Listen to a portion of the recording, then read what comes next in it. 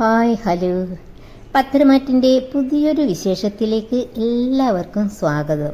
അങ്ങനെ നവ്യ ആരോഗ്യവും ഓമനത്വവുമുള്ള ഒരു ആൺകുഞ്ഞിനെ പ്രസവിച്ചു. ഇതറിഞ്ഞ് അനന്തപുരിയിൽ എല്ലാവരും വളരെ സന്തോഷത്തിലാണ്. ദേവയാനി എല്ലാവർക്കും സ്വീറ്റ് വിതരണം ചെയ്യുന്നുണ്ട്, ജലജയ്ക്കും കൊടുക്കുന്നുണ്ട്. പക്ഷേ ജലജയുടെ മുഖത്ത് ഒരു സന്തോഷവുമില്ല. ആ സ്വീറ്റിനെ പോലും വെറുപ്പോടെയാണ് നോക്കുന്നത്.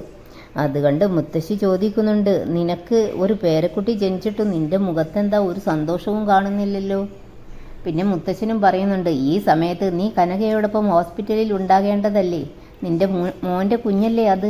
അപ്പോൾ ദേവയാനിയും പറയുന്നുണ്ട്, അത് ശരിയാണ്. അന്നേരം ജലജ പറയുന്നുണ്ട്, ഏട്ടത്തി അങ്ങനെ ശരി വെക്കണ്ട.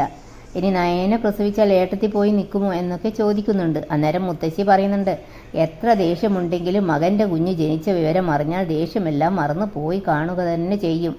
അന്നേരം ദേവയാനി പറയുന്നുണ്ട്, എൻ്റെ ആദർശിന് കുഞ്ഞ് ജനിച്ചാൽ എല്ലാ ദേഷ്യവും മറന്ന് ഞാൻ അവിടെ തന്നെ ഉണ്ടാകും. അതൊക്കെ ഏട്ടത്തി ഇപ്പോൾ വെറുതെ പറയുന്നതല്ലേ എന്ന് പറയുന്നുണ്ട് ജലജ. ദേവയാനിയും നയനയും ഒന്നിച്ച വിവരമൊന്നും നമ്മുടെ ജലജയ്ക്ക് അറിഞ്ഞുകൂടല്ലോ. പിന്നെ മുത്തശ്ശൻ സ്ട്രോങ് ആയിട്ട് ജലജയോട് പറയുന്നുണ്ട്, നീ ഇപ്പോൾ തന്നെ ഹോസ്പിറ്റലിലേക്ക് പോകണമെന്ന്. വേറെ വഴിയൊന്നും ഇല്ലാത്തത് കൊണ്ട് ശരി പോകാമെന്ന് പറയുന്നുണ്ട് ജലജ. പിന്നെ കാണിക്കുന്നത് നന്ദുവിനെയാണ്. നന്ദു ഇങ്ങനെ ആകാംക്ഷയോടെ കാത്തിരിക്കുന്നുണ്ട് ചേച്ചിയുടെ വിവരം അറിയാൻ വേണ്ടി. അപ്പോഴേക്കും നയനയുടെ ഫോൺ വരുന്നുണ്ട്. എന്നിട്ട് പറയുന്നുണ്ട്, മോളെ നവ്യേച്ചി പ്രസവിച്ചു, ആൺകുട്ടിയാണ്. ഇത് കേട്ട് നന്ദുവിന് ഭയങ്കര സന്തോഷമാകുന്നുണ്ട്. പിന്നെ കാണിക്കുന്നത് ഹോസ്പിറ്റലിലാണ്. അബി ഹോസ്പിറ്റലിലുള്ള എല്ലാവർക്കും സ്വീറ്റൊക്കെ വിതരണം ചെയ്യുന്നുണ്ട്.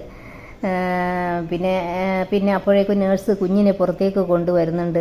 ദേ കുഞ്ഞിനെ കൊണ്ടുവന്നു എന്ന് പറഞ്ഞിട്ട് കനക കുഞ്ഞിനെ വാരി എടുക്കുന്നുണ്ട്. കുഞ്ഞിനെ കണ്ടിട്ട് എല്ലാവർക്കും സന്തോഷമാകുന്നുണ്ട്. അഭിമോനെ ഇതാ കുഞ്ഞിനെ കണ്ടോ, നിനക്ക് എടുക്കണോ എന്നൊക്കെ ചോദിക്കുന്നുണ്ട് കനക. അപ്പോൾ അഭി പറയുന്നുണ്ട്, അയ്യോ വേണ്ട എന്ന് പറയുന്നുണ്ട് അഭി. പിന്നെ ആദർശ് നേഴ്സിനോട് ചോദിക്കുന്നുണ്ട്, കുഞ്ഞിൻ്റെ അമ്മയ്ക്ക് കുഴപ്പമൊന്നുമില്ലല്ലോ? അന്നേരം നേഴ്സ് പറയുന്നുണ്ട്, ഇല്ല, കുറച്ച് കഴിഞ്ഞിട്ട് വാർഡിലേക്ക് മാറ്റും എന്ന് പറഞ്ഞിട്ട് കുഞ്ഞിനെയും എടുത്ത് നേഴ്സ് പിന്നെയും ഉള്ളിലേക്ക് പോകുന്നുണ്ട്. എന്നിട്ട് കനക അഭിയോട് പറയുന്നുണ്ട്, അഭിമോനെ നല്ല ആരോഗ്യമുള്ള കുഞ്ഞാണ്. എന്ന് വെച്ചാൽ അവസാന മാസങ്ങളിൽ നവ്യക്ക് ഒന്നിനും ഒരു കുറവും ഉണ്ടായിട്ടില്ലല്ലോ. അപ്പോൾ നയന പറയുന്നുണ്ട്, അതിന് നന്ദി പറയേണ്ടത് അഭിയോടാ. അവസാന മാസങ്ങളിൽ അതുപോലെയല്ലേ അബി ചേച്ചിയെ സ്നേഹിച്ചത്. അപ്പോഴേക്കും അബിയുടെ ഫോണിൽ ഒരു കോൾ വരുന്നുണ്ട്. സ്വീറ്റ് കനകയുടെ കയ്യിൽ കൊടുത്തിട്ട് അബി എന്നിട്ട് മാറി നിന്നിട്ട് സംസാരിക്കുന്നുണ്ട്. മറ്റാരുമല്ല വിളിച്ചത്, SI ആണ്. മുകളിൽ നിന്നുള്ള സമ്മർദ്ദമുണ്ട് എന്നൊക്കെ പറയുന്നുണ്ട് SI. കാരണം തിരിമറി ചെയ്തതാണല്ലോ ഗോൾഡിൻ്റെ. അപ്പോൾ അഭി പറയുന്നുണ്ട്, നമുക്ക് വേണ്ടതുപോലെ ചെയ്യാം. എൻ്റെ ഭാര്യ പ്രസവിച്ച് ഞാനിവിടെ ഹോസ്പിറ്റലിലാണ് ഉള്ളത്. അപ്പോൾ SI ചോദിക്കുന്നുണ്ട്, അതിൻ്റെ സന്തോഷം ഞങ്ങൾക്കും വേണ്ടേ? അന്നേരം അഭി പറയുന്നുണ്ട്, നമുക്ക് കൂടാം. എന്നിട്ട് പിന്നെ ആദർശിൻ്റെ അടുത്തേക്ക് വരുന്നുണ്ട്. എന്നിട്ട് ആദർശിനോട് ഒന്നിങ്ങോട്ട് വാ എന്ന് പറഞ്ഞ് ആദർശിനെയും വിളിച്ച് മാറി നിന്ന് സംസാരിക്കുന്നുണ്ട്. ഏട്ടൻ ഒന്നും വിചാരിക്കരുത്, എൻ്റെ ഇപ്പോഴത്തെ സാഹചര്യം കുറച്ച് പരുങ്ങലിലാണ്. ഹോസ്പിറ്റലിൻ്റെ ചിലവ് ഒരുപാടായി. എനിക്ക് മാസാമാസം കിട്ടുന്നതെന്താണെന്ന് അത് തരുന്ന ഏട്ടൻ അറിയാമല്ലോ. അന്നേരം ആദർശ് പറയുന്നുണ്ട്, എടാ അതൊന്നും ഓർത്ത് നീ വിഷമിക്കണ്ട, ഞാൻ ഇപ്പോൾ തന്നെ നിൻ്റെ അക്കൗണ്ടിലേക്ക് 5 ലക്ഷം ട്രാൻസ്ഫർ ചെയ്യാമെന്നും പറഞ്ഞ് അപ്പോൾ തന്നെ ആദർശ് അബിയുടെ അക്കൗണ്ടിലേക്ക് ട്രാൻസ്ഫർ ചെയ്യുന്നുണ്ട്. ഹോസ്പിറ്റലിലെ ചിലവ് എല്ലാം ഞാൻ നോക്കിക്കൊള്ളാം എന്നും പറയുന്നുണ്ട് ആദർശ്. അപ്പോൾ അബി പറയുന്നുണ്ട്, അയ്യോ ഏട്ടാ അതൊന്നും വേണ്ട എന്ന് പറയുന്നുണ്ട്. അപ്പോൾ ആദർശ് പറയുന്നുണ്ട്, അത് നീയാണോ തീരുമാനിക്കുന്നത്? അല്ലെങ്കിലും നിനക്ക് ഗുണമുള്ള എന്തെങ്കിലും ചെയ്യണമെന്ന് ഞാനും മുത്തച്ഛനും തീരുമാനിച്ചിട്ടുണ്ട്. അത് മുത്തച്ഛൻ നിന്നോട് പിന്നീട് പറഞ്ഞുകൊള്ളും. എന്നിട്ട് ആദർശ് പറയുന്നുണ്ട്, ഇപ്പോൾ നിൻ്റെ സ്വഭാവത്തിന് നല്ല മാറ്റമുണ്ട്. ഇപ്പോൾ ഒരു കുഞ്ഞിൻ്റെ അച്ഛനും കൂടിയാണ് നീ. അതിൻ്റെ പക്വതയൊക്കെ നീ കാണിക്കണം എന്നൊക്കെ പറഞ്ഞ് ഇങ്ങനെ ഉപദേശിക്കുന്നുണ്ട്. പക്ഷെ അതൊന്നും നമ്മുടെ അബിക്ക് പിടിക്കുന്നില്ല. അന്നേരം അബി മനസ്സിൽ പറയുന്നുണ്ട്, ഓ അവൻ്റെ ഒരു ഉപദേശം എന്നിങ്ങനെ മനസ്സിൽ വിചാരിക്കുന്നുണ്ട്. എന്നിട്ട് പിന്നെ അബി നേരെ SIയെ കാണാനാണ് പോകുന്നത്. എന്നിട്ട് പറയുന്നുണ്ട്, നിങ്ങളുടെ വീട് പണിയൊക്കെ നടക്കുകയല്ലേ? ഞാൻ സാറിൻ്റെ അക്കൗണ്ടിലേക്ക് 2 ലക്ഷം ട്രാൻസ്ഫർ ചെയ്തിട്ടുണ്ട്. അപ്പോൾ ആ സാറ് ചോദിക്കുന്നുണ്ട്, 2 ലക്ഷം കൊണ്ടൊക്കെ എന്താവാനാ അബി? അപ്പോൾ അബി പറയുന്നുണ്ട്, സാറ് പേടിക്കണ്ട, സാറിന് വേണ്ടതൊക്കെ ഇടയ്ക്കിടയ്ക്ക് ഞാൻ തന്നുകൊള്ളാം എന്നൊക്കെ പറയുന്നുണ്ട്.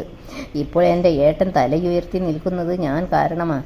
അതുകൊണ്ട് ഇനി പണത്തിനൊന്നും ഇനി ഒരു പ്രശ്നവും ഉണ്ടാകില്ല.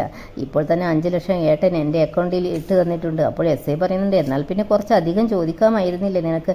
അന്നേരം അബി പറയുന്നുണ്ട്, അതൊക്കെ ഇനിയും നടക്കും. ജ്വല്ലറിയുടെ 1-2 ബ്രാഞ്ചിൻ്റെ ചുമതല എന്നെ ഏൽപ്പിക്കാനുള്ള സാധ്യതയൊക്കെയുണ്ട്. അന്നേരം SI പറയുന്നുണ്ട്, അങ്ങനെയാണെങ്കിൽ തിരിമറി ഇനി മുറയ്ക്ക് നടക്കുമെന്നാണ് അർത്ഥം അല്ലേ? അപ്പോൾ അബി പറയുന്നുണ്ട്, അതൊക്കെ വേണ്ടത് തന്നെയല്ലേ സാർ? ഞാൻ ചുമതല എടുത്തു കഴിഞ്ഞാൽ ഞാൻ ആഗ്രഹിക്കുന്ന രീതിയിലായിരിക്കും ജ്വല്ലറിയുടെ ഭരണം. എനിക്കൊപ്പം നിന്നാൽ കൈ നിറയെ കാശ് നിങ്ങൾക്കും ഞാൻ തരുന്നതായിരിക്കും. പിന്നെ കാണിക്കുന്നത് അനന്തപുരിയാണ്. മുത്തശ്ശൻ പറയുന്നുണ്ട് ഇവൻ പറഞ്ഞത് ശരിയാ, ഇപ്പോൾ ഇവൻ ഒരു കുഞ്ഞിൻ്റെ അച്ഛനാണ്, അതുകൊണ്ട് ഇവന് സ്ഥാനക്കയറ്റം നൽകാൻ നിനക്ക് സമ്മതമാണെങ്കിൽ ഏതെങ്കിലും ഒരു ബ്രാഞ്ചിൻ്റെ ചുമതല ഇവനെ ഏൽപ്പിക്കണം എന്ന് ഇങ്ങനെ ആദർശിനോട് പറയുന്നുണ്ട്. അന്നേരം ആദർശ് പറയുന്നുണ്ട് മുത്തശ്ശ അതുതന്നെയാണ് എൻ്റെ തീരുമാനവും. പിന്നെ മുത്തശ്ശനോട് ചോദിക്കാതെ അങ്ങനെ ഒരു തീരുമാനം എടുക്കാൻ പറ്റില്ലല്ലോ. പിന്നെ മുത്തശ്ശൻ പറയുന്നുണ്ട് എന്നാൽ പിന്നെ അടുത്ത മാസം 1-ാം തീയതി മുതൽ ഏതെങ്കിലും ഒരു ബ്രാഞ്ചിൻ്റെ ചുമതല ഇവൻ ഏറ്റെടുത്ത് നടക്കട്ടെ. അത് കേട്ട് അവയ്ക്ക് ഭയങ്കര സന്തോഷമാകുന്നുണ്ട്. പിന്നെ ആദർശ് പറയുന്നുണ്ട് ചന്തുമോൻ എൻ്റെ സ്വന്തമല്ലെന്ന് തെളിയുന്നത് വരെ ഞാൻ മുത്തച്ഛൻ്റെ മുൻപിൽ ഒരു കുറ്റക്കാരനല്ലേ. അന്നേരം മുത്തച്ഛൻ പറയുന്നുണ്ട് നീ നിരപരാധി എന്ന് തെളിയിക്കാനൊക്കെ വളരെ ഈസിയാണ്. പക്ഷേ ഇപ്പോൾ ചന്തുമോളോട് എല്ലാവരും നല്ല അടുപ്പത്തിലാണ്. അവൾ ഇവിടുത്തെ ഒരു അംഗത്തെ പോലെയായി കഴിഞ്ഞിരിക്കുന്നു. അന്നേരം അഭിയും പറയുന്നുണ്ട് അതെ കുഞ്ഞുങ്ങളില്ലാത്ത ഈ വീട്ടിലേക്ക് ഒരു കുഞ്ഞു വന്നതിൻ്റെ സന്തോഷത്തിലാണ് എല്ലാവരും. അതുകൊണ്ട് ഇപ്പോൾ അത് തെളിയിക്കാനൊന്നും തിരക്ക് പിടിക്കണ്ട എന്ന് പറയുകയാണ് മുത്തശ്ശൻ. അപ്പോൾ ആദർശ് പറയുന്നുണ്ട് മുത്തശ്ശനും മുത്തശ്ശിയും ആ കുഞ്ഞിനെ വിട്ടുകളയില്ലെന്ന് എനിക്കറിയാം. ആ കുഞ്ഞിനെ ഇവിടെ വളർത്തുന്നതിൽ എനിക്ക് സന്തോഷം തന്നെയാണ്. എങ്കിലും എൻ്റെ കൈകൾ ശുദ്ധമാണെന്ന് എനിക്ക് തെളിയിക്കേണ്ടേ. അപ്പോൾ മുത്തശ്ശൻ പറയുന്നുണ്ട് ഇനി എന്തായാലും ആ മിടിക്കു കുഞ്ഞിനെ ഞാൻ കളയില്ല. എന്നിട്ട് അഭിയോട് പറയുന്നുണ്ട് നിൻ്റെ അമ്മയെ ഏറ്റെടുത്ത പോലെ അവളും ഇവിടെ വളരട്ടെ. അതുകൊണ്ട് എടിപിടി എന്നൊരു അന്വേഷണം വേണ്ട എന്നാണ് ഞാൻ പറഞ്ഞത്. ഇനി ഇപ്പോൾ ഒരു DNA ടെസ്റ്റ് ചെയ്താൽ തന്നെ നീ നിരപരാധിയെന്ന് തെളിയുമെന്ന് ആദർശനോട് പറയുന്നുണ്ട് മുത്തശ്ശൻ.